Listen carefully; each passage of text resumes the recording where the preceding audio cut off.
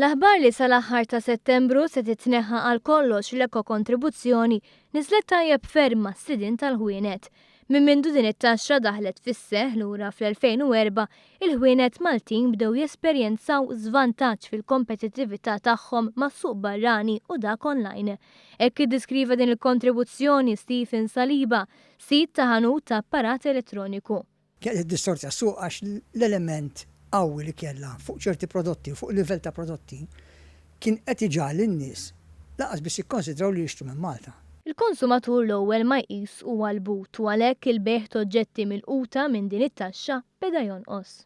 Malli bniedem se jara l-prezz li hemm f'ħanut u jikkomparah ma' prezz li tixtri minn fuq eBay minn fuq Amazon, ħajkun mal-ewwel 40 euro ola. Allura bil-fors in-nies għejdlek isma' jew tal-ħanut ħallil għax ma jrealizzawx l-element qawwi li hemm fuq l-Ecotex. Jew nkella jgħidlek mhux valla per noqgħod nixtriha minn Malta, ma jtiswel nġibha minn barra. Saliba fisser kif il-mod li bih kienet tinħadem il-kontribuzzjoni kienet ineffiċjenti minnha nfisha. Hemm aspett ieħor illi hija kienet a flat rate, jiġifieri inti kont tħallas 40 euro fuq tablet li tiswa 100 euro u 40 euro fuq computer li jiswa 1000 euro. Allura inti id-distortion tal-prezz kienet ħafna iżjed qawwija milli fir-realtà. Aspett ieħor li kien idejjaq lis-sidin tal-ħwienet kienet il-burokrazija żejda li mistennija titneħħa bla viżi legali l-ġodda.